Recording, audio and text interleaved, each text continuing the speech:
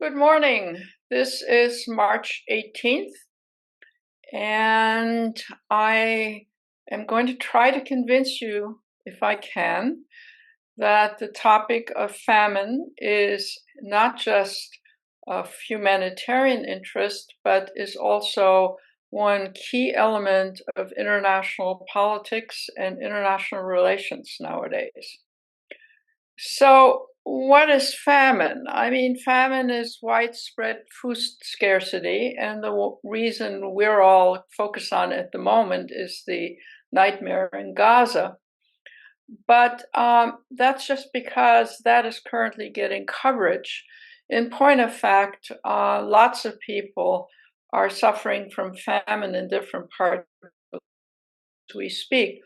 For example, probably at the head of the list would go the Sudan, which currently has about 24 million people in a state of famine. Not to mention famine in pockets of Yemen and Syria and all over the world. There are pockets of famine. Now, if you say to me, yes, well, there's always been famine, and that, of course, has some truth attached to it. I mean, all the way back to biblical times, there were famine, and some of them impacted the United States. For example, we remember from our school days about the Irish potato famine, right, which led lots of people from Ireland to emigrate, and indeed to emigrate to the United States. I wonder whether President Trump would, under those circumstances, have also called them vermin. But in any event, waves of immigration into countries like the United States, Canada, Australia, and so forth have come from countries when there was famine. Mostly famine was localized, right, in a country or in a territory, colony. And historically, what caused famine? Famine has always been caused by conflict, but also floods. There have also been droughts. There have been diseases that affect things like potatoes and grains. There have been famines caused by massive death of animals. For example, all the chickens or all the pigs and so forth, which sometimes just related to inconvenience and alternate food sources, but at other times actually came close to producing famine in various societies. Now, in modern times, let's say in the 20th century, the idea of food security, and famine came to the forefront at the end of the Second World War in particular, when immediately as the war ended, it became obvious that various European countries were in dire distress in terms of food. And the whole issue of food and food security became embedded in the development of international institutions. So, for example, one of the agencies of the United Nations, the Food and Agriculture Organization, but also, for example, the World Bank, mindful of population growth around the world and mindful of famines here and there, developed institutes in the early 60s in particular to look into how the production of food can not just be safeguarded, but also enhanced. So, for example, there is a wheat institute that was a rice in Mexico. A rice institute was based in Philippines and others strewn around the world, funded by the World Bank, as well as, in some cases, things like the Rockefeller Foundation. And the idea behind this was that as you had growing population and the reconstruction in various parts of the world after the war, it wasn't just a sense of emergency funding during famine, but was a way of preventing future famines by making food more accessible producing, more rice on a field of rice, or more resistant grains, for example, resistant to bugs, resistant to droughts, and so forth. So in the second half of the 20th century, much progress was made around the world trying to fend off the cyclical famines in various parts of the world and various countries. It's hard to remember right now in the 21st century that, for example, in the 1950s, there were serious famines, let's say in India, not because of warfare, but because of a combination of environmental issues, growth of populations, and so on. So groups of people within countries or colonies were affected by famine, and the international intergovernmental institutional system tried to develop mechanisms, to manage existing food supply in the world, and second of all, to manage developing more food production, which was going to be needed down the road, either if there were famine conditions, but also as populations grew. Now, we live in a world right now, 2024, with about 8 billion people. So the same land masses, for example, that still exist in the world, have to be able to feed far more people. And therefore, ways have to be found to overcome the various environmental issues, when there are droughts, when there are floods, when there are wars, when there are animal and vegetable diseases of various kinds, how to manage all of this so you don't have famines popping around the world, even in the case where there are no wars, where conflict doesn't cause them, but mere population growth of one kind or another. So one of the remarkable things in the second half of the 20th century and the early part of the 21st century is how much food production has increased all over the world. It is I don't want to bore you with the statistics here, but it is a remarkable feat of humanity that 8 billion people, more or less, can be fed without famine when in either environmental circumstances or conflictual circumstances temporarily produce a difficulty.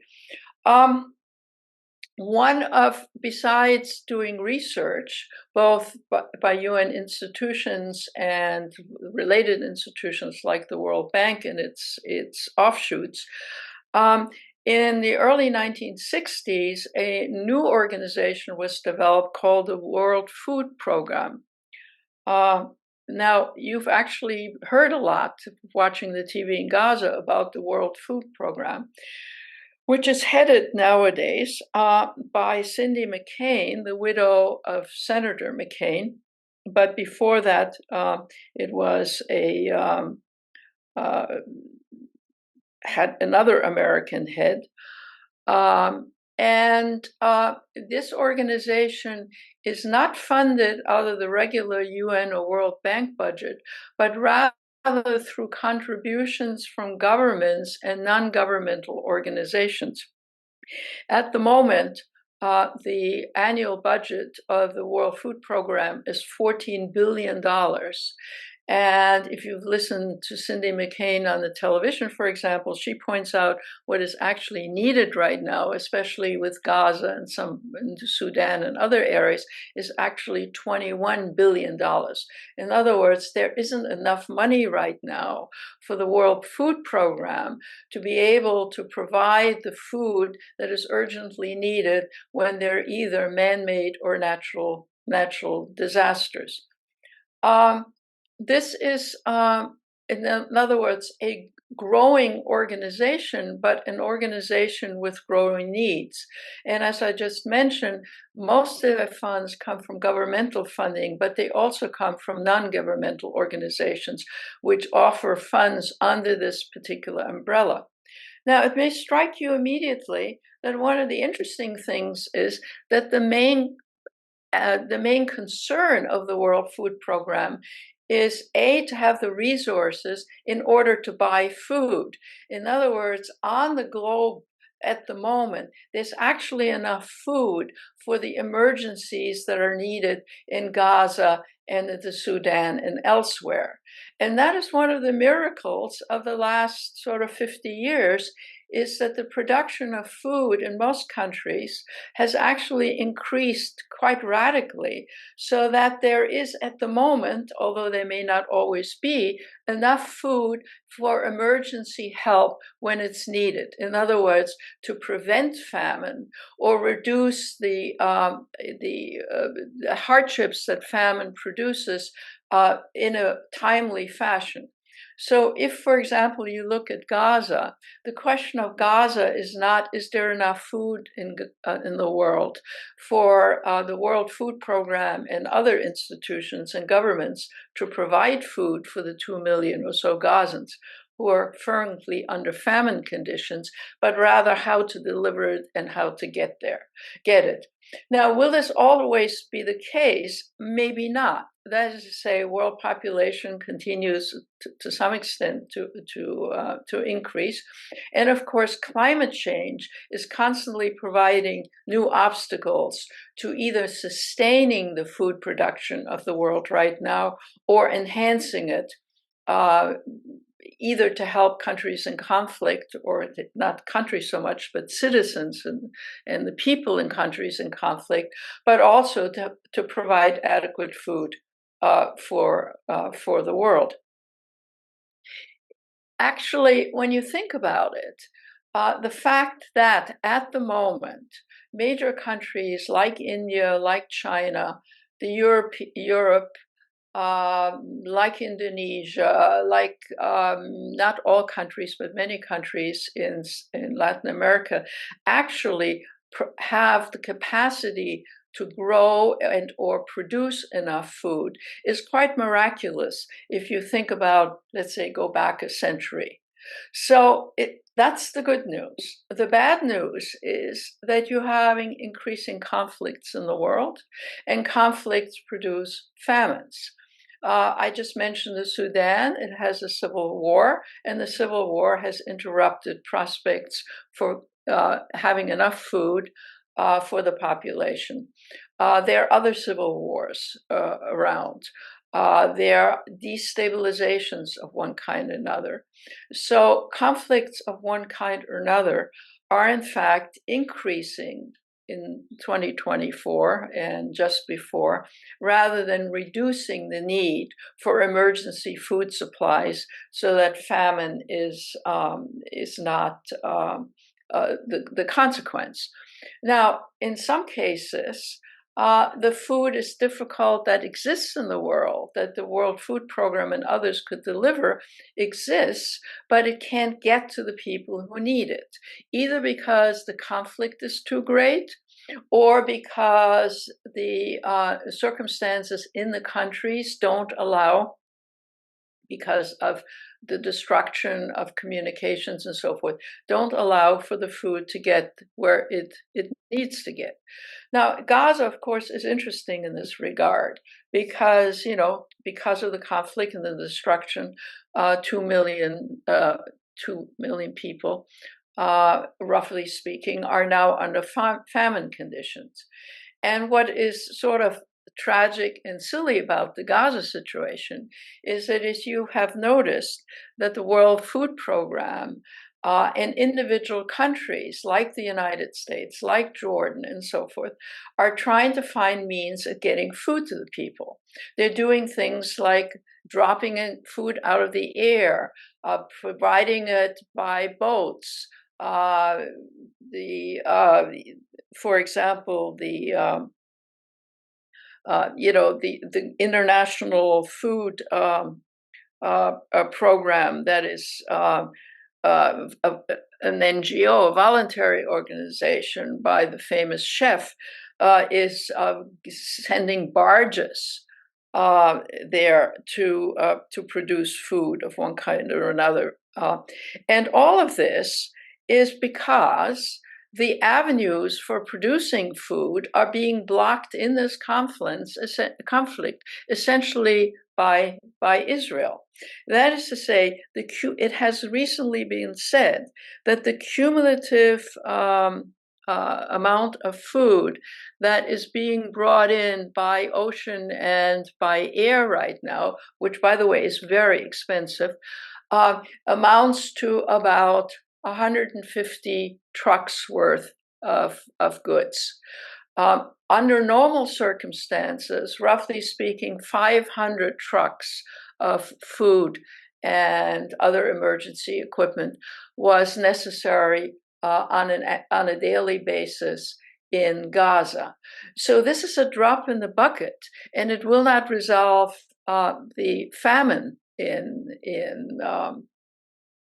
Gaza.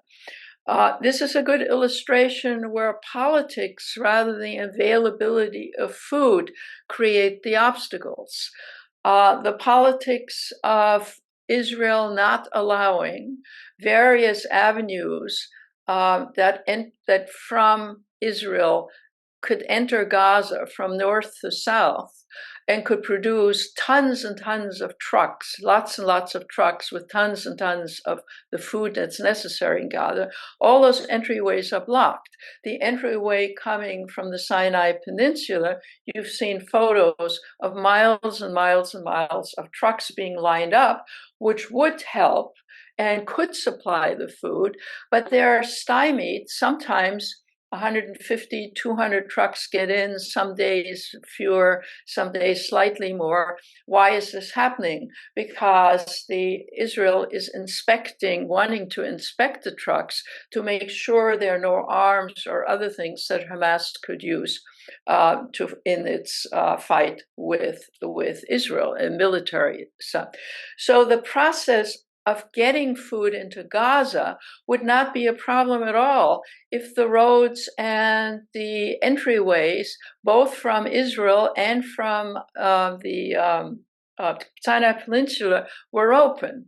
So here we have a situation where politics is what stymies or undermines the international capacity to produce food, which is why you have a situation where volunteer funding is coming in by sea, is coming in by air, none of it being adequate, and as you've also noticed, being randomly dropped in ways in which conflict arises in Gaza, people get killed in the process of trying to get the food. Now, this is what's on our TV screens nowadays, but there are other places in the world that are also problematic for getting food in. For example, Syria blocking food entryways in parts of Syria, the government of Syria, that Syria doesn't control. The Sudan being so dangerous that it's difficult to reach the population which requires food. In other words, conflict, civil conflict, domestic conflict, the kind of conflict that you have also, for example, in Yemen. There has been famine in Yemen. Yemen also has a civil war. And there, of course, you do have entryways for ships, but the Houthis can prevent that food from entering it. So what am I saying here? What I'm saying here is that there are sort of layers of food which are serious issues in 2024. One of the issues is to continue to generate enough food for the world and to be able to provide it in cases of emergencies. Emergencies can be political emergencies, Ghana, other civil conflicts, other wars, and they can also be environmental emergencies. And given climate change and given the concern that you will have serious droughts and you will have serious floods in various places, the anticipation is that the $21 billion that Cindy McCain is currently calling for the World Food Program may become a short-term fix if there were $21 billion for the current needs. But in 5 years' time, it may be that twice as much would be needed to shuffle around the world to get it to places that cannot feed its population anymore, not just because of political conflicts and civil wars or interstate wars in the case of Israel and Gaza. Gaza, of course, is not a state, but Israel is acting outside the boundaries of Israel. But also because countries which were fairly self-sufficient will no longer be self-sufficient. And the politics of this are as important as the economics. The politics of governments willing to make provisions for emergencies, goods being stacked up, emergency supplies existing, grain supplies, where possible, vegetable supplies of different kinds. Nowadays, dried goods, dried proteins of different kinds, all kinds of technology is now capable of providing emergency assistance. And that assistance has two obstacles. One is the inability to get the assistance to people, for example, in the Gaza situation. But the other obstacle is that there may not be the funds because those foods need to be purchased. They're not all donated. And also the staffs of thousands of people need to be funded and so on and so forth. So it's a complicated business, and it's a complicated business that is much political conflicts, political decision makings in various countries, political in the sense of decision making in various institutions, for example, the United Nations. And political in the sense of individual governments taking forward actions to provide disasters that can be anticipated. So that in the United States, in Europe, nowadays, even in China, to some extent, Japan, other Asian countries, and so forth, there are structures and decision makings that allow for emergency food to be stockpiled in case of emergencies. And then the international institutions, if they get the political support, can also then move food capacities, or have the capacity, to move food around. So at the moment, we can see a huge network of non-governmental organizations, United Nations infrastructure, bilateral infrastructure, the United States to a government in need, China to a government in need. You can also notice that many countries, there are now surpluses of food, and often governments buy surplus so that they can be used for other societies. For example, for the last 25 or 30 years, when there was surplus agriculture in the United States, it was purchased by the US government, and then was able to be targeted both to international agencies as well as to bilaterally when governments needed them. So they're very sophisticated, very complex mechanisms here. And the economics and the politics and the environmental policies surrounding this issue are probably as complex and sophisticated as the ones we usually put on the top of our list. For example, military, for example, institutional, for example, human rights, and so forth and so on. So I don't know how I can convince you that famine has been historically on the agenda. The magnitude of famines nowadays is great. The magnitude of famines will probably become greater with global warming, desertification, and so on. And that it is not enough to say currently it's remarkable what there is in the infrastructure to try to deal with famines internationally, if allowed, if the country, governments allow, and if transportation is available, and so on. But that new avenues need to be found to help do this, as the need will escalate, especially through climate change. Now, I want to raise, before I leave, I want to raise one other issue. You might have noticed in the situation in Gaza, people aren't just suffering from famine for lack of food. People are also suffering because there's lack of water. And the issue of water, which is absolutely required for sustenance, is a major issue and will increasingly become a major issue because of droughts in various parts of the world and figuring out how to get enough safe drinking water. So climate change, as well as conflict, is raising huge water access issues. And probably the most serious one we've seen so far is the one we're seeing in Gaza right now, which is part of the famine.